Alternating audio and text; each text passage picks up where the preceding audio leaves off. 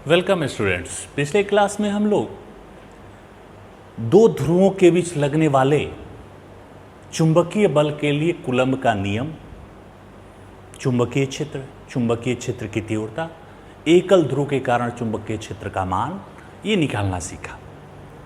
और वो पिछला क्लास आपका टोटल इलेक्ट्रोस्टैटिक्स वाला था। जितना इलेक्ट्रोस्टैटिक्स में हमने पढ़ा था वो सारे नियम, फॉर्मूले,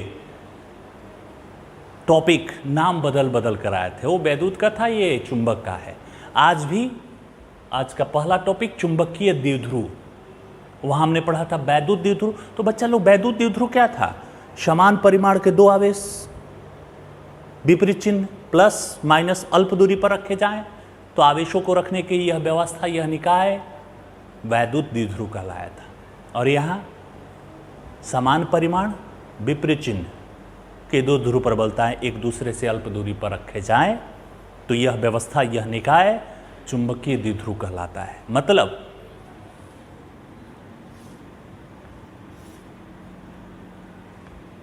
ये नॉर्थ और यह साउथ, इस पर प्लस m, इस पर माइनस m। एक उत्तरी है तो दूसरा दक्षिणी, तो ऐसे ही हो गया।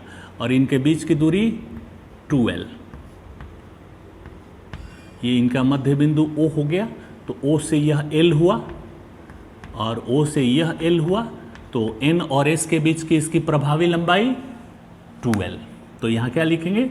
माना NS एक चुंबकीय द्विध्रुव है।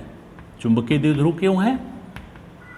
क्योंकि समान परिमाण विपरीत चिन्ह, समान परिमाण विपरीत चिन्ह के दो ध्रुव प्रबलताएं एक दूसरे से अल्प दूरी पर रखे जाएं तो रखने की यह व्यवस्था, यह निकाय, यह समायोजन चुंबकीय द्विध्रुव कहलाता है। तो बच्चा लोग क्या डिफिनीशन लिखेंगे? लिखिए, समान परिमाण विपरीत चिन्ह के दो ध्रुव प्रबलताएं एक दूसरे से अल्प दूरी पर रखी गई हों, या ध्रुव की तो ध्रुव प्रबलता ही होगा, तो रखने की यह व्यवस्था, यह निकाय, यह समायोजन चुंबकीय द्विध्रुव कहलाता है, मैग्नेटिक डाइपोल कहलाता है। तो इसमें चित्र में NS एक चुंबकीय द्विध्रुव है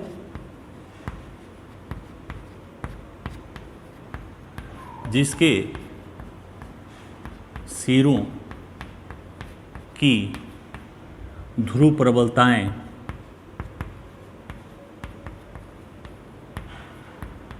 क्रमशः प्लस m तथा माइनस m है, तथा इसकी प्रभावी लंबाई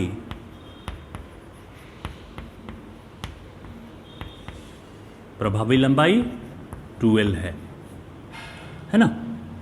तो ये तो आपको याद रखना होगा। चुंबकीय द्विध्रुव है तो एक सिरे की ध्रुव प्रबलता प्लस m, तो दूसरे सिरे की ध्रुव प्रबलता माइनस m, और इन दोनों ध्रुवों के बीच की दूरी 2l। ये बेसिक कंसेप्ट, कहीं द्विध्रुव आ गए तो ये बात याद रखना, ध्यान देना। जैसे छड़ चुंबक,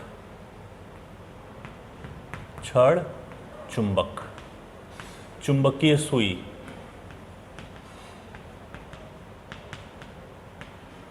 धारावाही परिनालिका,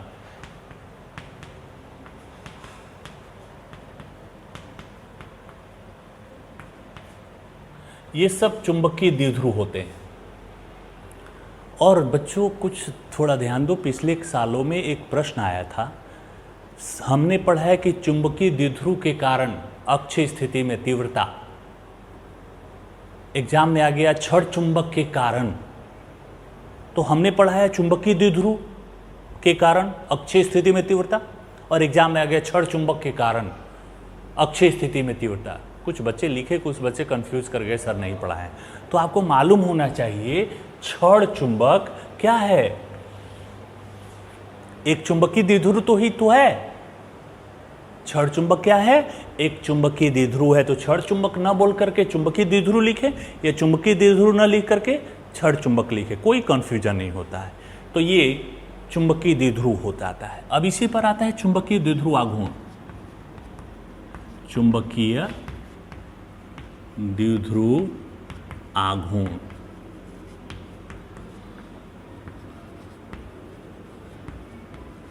मैग्नेटिक डाइपोल मोमेंट। क्या होता है द्विध्रुव आघूर्ण? वैद्युत द्विध्रुव आघूर्ण क्या होता है? हम सब टॉपिक को तुलना करते चलेंगे, ध्यान देना, आपका मेमोराइजेशन होते रहे। वैद्युत द्विध्रुव आघूर्ण, द्विध्रुव के किसी एक आवेश और प्रभावी लंबाई का गुणनफल। क्या आपने लिखा था? P बराबर प्लस या माइनस Q इंटू 12, ये ना लिखा था? तो यहाँ Q की जगह तो M हो जाएगा, M इंटू 12। बिल्कुल, द्विध्रुव के किसी एक आवेश और प्रभावी लंबाई के गुणनफल को वैद्युत द्विध्रुव आघूर्ण कहते हैं। तो इसमें क्या लिखेंगे?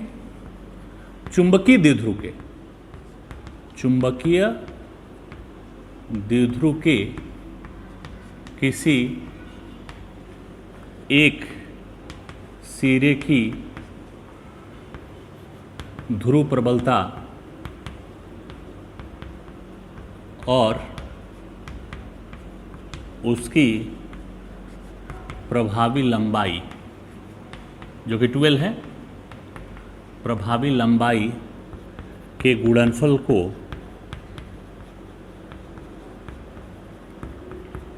चुंबकीय द्विध्रुव आघूर्ण कहते हैं। चुंबकीय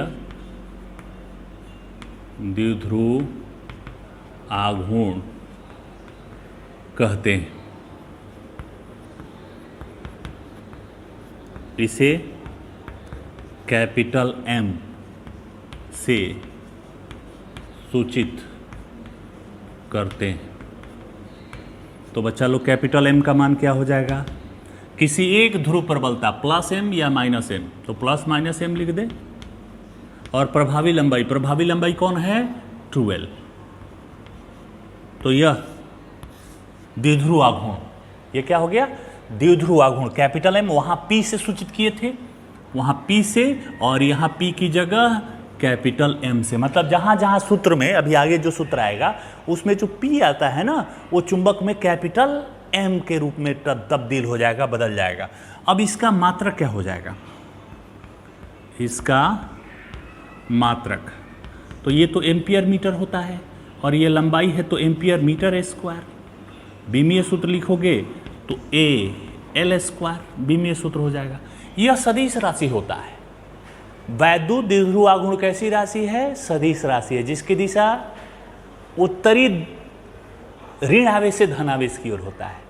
उसकी दिशा ऋण आवेश, तो यहाँ ऋण आवेश की जगह दक्षिणी ध्रुव, दक्षिणी ध्रुव ऋण माना जाता है और उत्तरी ध्रुव धन माना जाता है। तो यह एक सदिश राशि है जिसकी दिशा किधर होती है? वैद्युत द्विध्रुव आघूर्ण की दिशा ऋण आवेश से धन आवेश की ओर। यहाँ ऋण दक्षिणी ध्रुव को माना गया है और धन किसको माना गया है? उत्तरी ध्रुव को, जिसकी दिशा ऋण आवेश मतलब दक्षिणी ध्रुव, दक्षिणी ध्रुव से उत्तरी ध्रुव की ओर होता है। याद रखना बच्चा लोग, ये ऑब्जेक्टिव में क्वेश्चन पूछा जाता है, चुंबकीय द्विध्रुव आघूर्ण की दिशा बताइए। तो ऋण से धन, दक्षिणी ध्रुव से उत्तरी ध्रुव की ओर, तुलनात्मक करते चलिए दोनों का। तो ये हो गया। अब इसके बाद अक्षीय स्थिति, निरक्षीय स्थिति, कहीं भी का तीव्रता, वहाँ वैद्युत क्षेत्र की तीव्रता, यहाँ चुंबकीय क्षेत्र की तीव्रता, वहाँ कैपिटल E का मान, यहाँ कैपिटल B का मान। तो क्या आता है अक्षीय स्थिति में? अक्षीय स्थिति में क्या आया था? E बराबर 1/4πε0 2P बटा RQ, ये आया था ना। तो यहाँ क्या आना चाहिए? B बराबर μ0/4π 2P, P की जगह तो M कैपिटल M बटा RQ। बिल्कुल साबित करेंगे, चलिए साबित करें।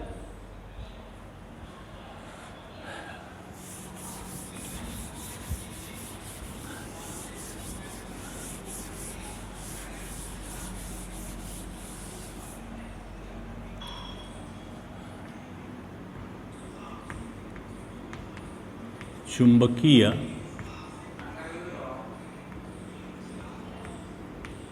द्विध्रुव के कारण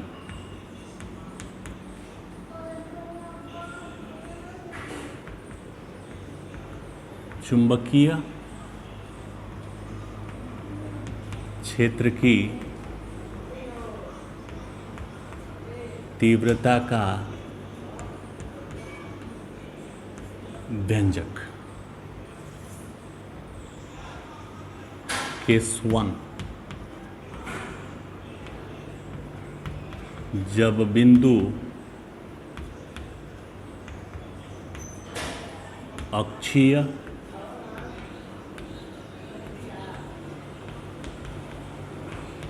स्थिति में हो। ध्यान देना बच्चों, इसकी 3 स्थितियां होती हैं। केस 1 अक्षीय स्थिति, केस 2 निरक्षीय स्थिति, केस 3 कहीं भी। तीनों स्थितियों में हम लोग तीव्रता का व्यंजक प्राप्त करेंगे। वहां वैद्युत क्षेत्र की तीव्रता निकाले थे, यहाँ चुंबकीय क्षेत्र की तीव्रता निकाले थे।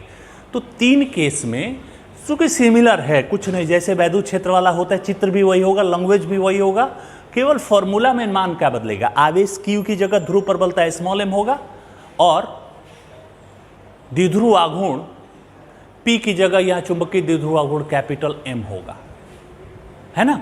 तो नाम बदलना है तो हम एक करेंगे, अक्षीय स्थिति सिद्ध कर देते हैं और आपका होमवर्क रहेगा निरक्षीय स्थिति और कहीं भी। ध्यान देना वैद्युत क्षेत्र वाला ही है, जैसे वैद्युत क्षेत्र का चित्र है हम एक कंप्लीट कर देते हैं, जैसे एक होगा वैसे दूसरा होगा।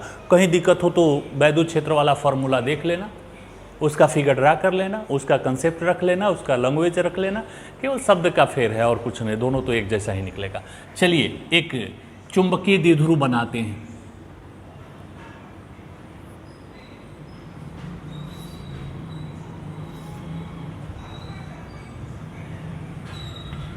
N S मध्य बिंदु O, यह लंबाई L, यह लंबाई L, प्रभावी लंबाई 2L और इसकी ध्रुव प्रबलता उत्तरी ध्रुव नॉर्थ प्लस ना प्लस M और दक्षिणी ध्रुव माइनस M। तो लैंग्वेज लिखा जाए। और अक्षीय स्थिति, अक्ष कौन होता है, ये ना, ये अक्ष हो गया। द्विध्रुव का अक्ष कौन होता है, उसके ध्रुवों से होकर गुजरने वाली सरल रेखा। परिभाषा में लिखवाया था चुंबकीय अक्ष का, उसके ध्रुवों से होकर गुजरने वाली सरल रेखा। इस रेखा पर कहीं कोई बिंदु P है जो कि O से R दूरी पर है, O से R दूरी पर है और यहीं पर हमें चुंबकीय क्षेत्र तीव्रता B का व्यंजक प्राप्त करना है। तो ये हमारा फिगर बन गया। चुंबकीय क्षेत्र में भी वैद्युत क्षेत्र में भी यही फिगर था, वहाँ AB लिखा गया था, यहाँ NS लिखा गया है। लैंग्वेज हम लिख देते हैं, माना NS एक चुंबकीय द्विध्रुव है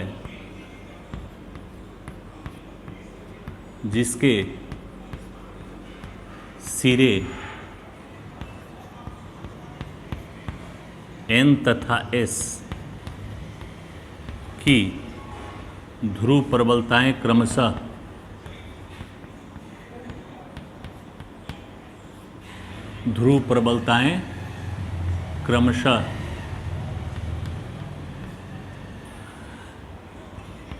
प्लस M तथा माइनस M है एवं इसकी प्रभावी लंबाई किसको कहते हैं, ध्रुवों के बीच की दूरी ना, N तथा N S, एवं इसकी प्रभावी लंबाई 2L है। द्विध्रुव के मध्य बिंदु O से R दूरी पर द्विध्रुव के अक्षीय स्थिति में, द्विध्रुव के अक्षीय स्थिति में एक बिंदु P है जहां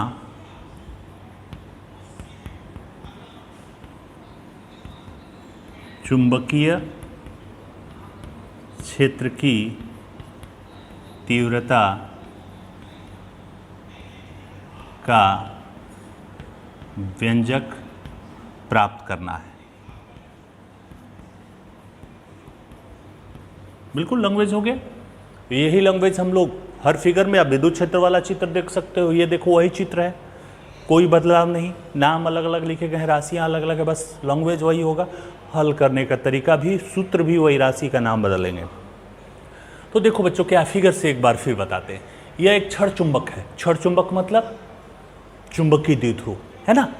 NS एक क्षण चुंबक है, मतलब चुंबकीय द्विध्रुव है, जिसके सिरे N तथा S के ध्रुव पर बलता है +M तथा -M है, और इसकी प्रभावी लंबाई मतलब ध्रुवों के बीच की दूरी 2L है। इसके मध्य बिंदु O से अक्षीय स्थिति कौन? उसके ध्रुवों से होकर गुजरने वाली एक सरल रेखा। वो अक्षीय स्थिति में एक बिंदु P है जो R दूरी पर है, और बिंदु P पर हमें चुंबकीय क्षेत्र B का व्यंजक प्राप्त करना है। चलिए, वैद्युत क्षेत्र वाला कैसे किए थे? इस आवेश के चलते यहाँ पर क्षेत्र और इस आवेश के चलते यहाँ पर क्षेत्र, दोनों एक ही दिशा में है, तो परिणामी क्षेत्र E = E1 + E2। बस यहाँ भी कर देना है। द्विध्रुव के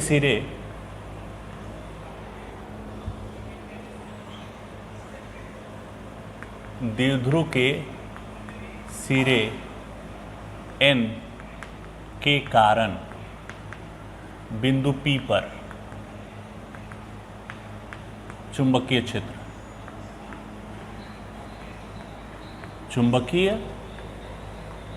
क्षेत्र की तीव्रता B1 बराबर। कुछ दूरी पर चुंबकीय क्षेत्र तीव्रता कैसे निकालते हैं? पिछले क्लास में तो हम लोग सिद्ध किए थे कि कुछ दूरी पर चुंबकीय क्षेत्र B = μ0/4π × m/r²। ये सूत्र लगाते हैं ना, कुछ दूरी पर, r दूरी पर चुंबकीय क्षेत्र निकालना हो तो यहाँ भी वही लिखेंगे, μ0/4π × m/, यहाँ से। अब यहाँ से बिंदु N से P की दूरी, तो यहाँ से इसकी दूरी r है और यहाँ से इसकी दूरी l है, तो यहाँ से ये दूरी r और यहाँ से दूरी l, तो कुल दूरी का कितना मान हो गया? r + l का होल स्क्वायर। देखो, दूरी का स्क्वायर होता है। अब इसी तरह से S के चलते द्विध्रुव के सिरे S के कारण बिंदु P पर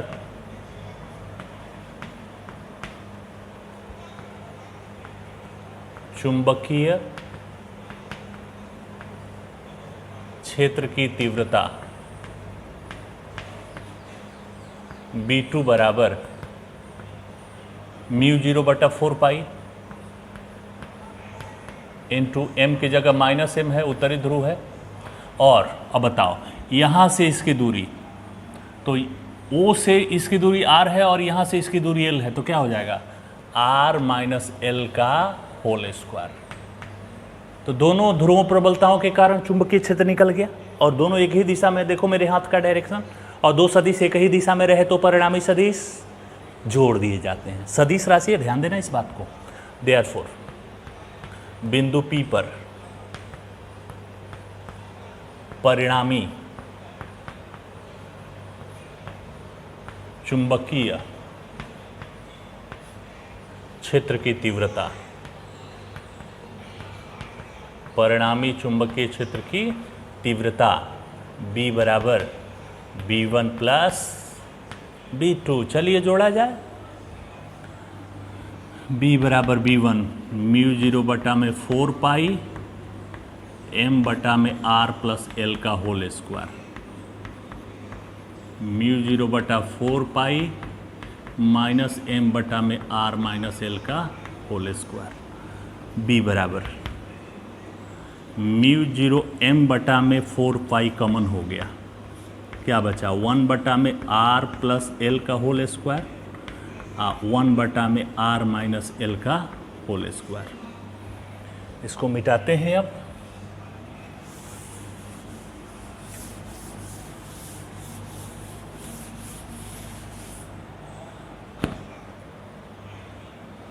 तो क्या हो जाएगा? B =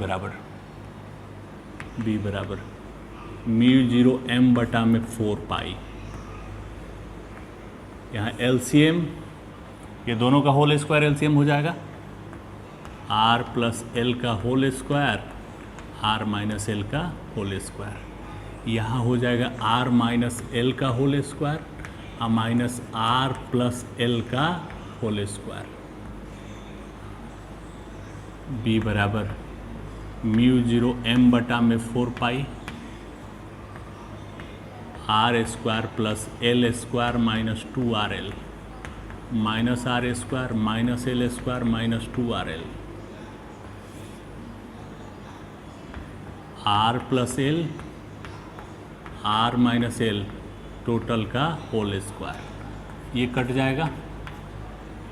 बी बराबर म्यू 0 m बटा में 4 pi into minus 2RL minus 2RL minus 4RL बटा में क्या बचा, a plus B A minus B R square minus L square का होल स्क्वायर। सजा रहे हैं, इसको सजा रहे हैं, ध्यान देना, कुछ कर नहीं रहे। अब म्यू 0 बटा में 4 pi into minus m into 2L into 2R बटा में R square minus L square का होल स्क्वायर। देखो तो ध्यान से, 2 गुणे 2 4 हो जाएगा RL, RL m यहाँ से आ गया, जहाँ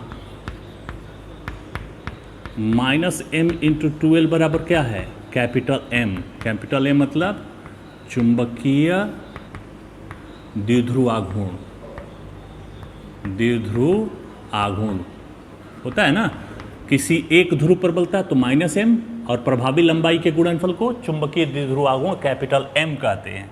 तो क्या हो जाएगा, m बराबर बी बराबर म्यू 0 बटा में 4 पाई m हो गया, यह m 2R R square minus L square का होल स्क्वायर। अब देखो, जो द्विध्रुव होता है उसके बीच की दूरी क्या होती है, बहुत कम। जो ये 2L होता है बहुत अल्प होता है, ये चुंबकीय सुई ये होती है। देखो बात, यही 2L है, मेरे दोनों उंगलियों के जो बीच का गैप है यही 2L है। तो 2L इतना अल्प है तो L क्या होगा, इसका आधा, और छोटी राशि का स्क्वायर कर दो तो और छोटा हो जाएगा। मतलब आर स्क्वायर की तुलना में एल स्क्वायर क्या है, नगण्य है, और नगण्य है तो उसको छोड़ दो। तो यहां लिखेंगे कि आर स्क्वायर की तुलना में ग्रेटर एल स्क्वायर, अर्थात आर स्क्वायर की तुलना में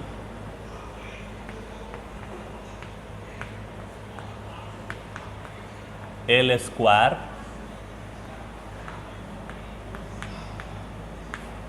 नगण्य है, अतः इसे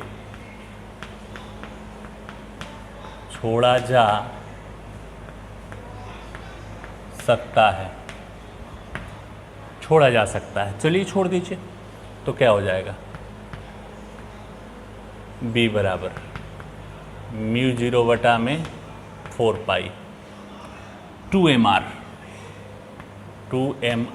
बटा में आर स्क्वायर, ये तो छोड़ दिए ना, एल तो 0 कर दिए, बी बराबर म्यू 0 बटा में 4 पाई 2mr बटा में आर स्क्वायर का स्क्वायर, R4 ना, एक आर ऊपर है, आर कटा दो, म्यू 0 बटा में 4 पाई 2m बटा में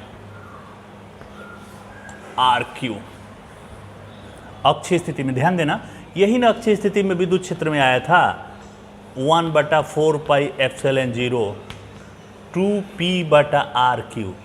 तो वहाँ द्विध्रुव आघूर्ण P होता है, यहाँ द्विध्रुव आघूर्ण M होता है, M। अचर वहाँ 1/4 पाई एप्सिलॉन 0 होता है, चुंबक में अचर म्यू 0 बटा 4 पाई होता है।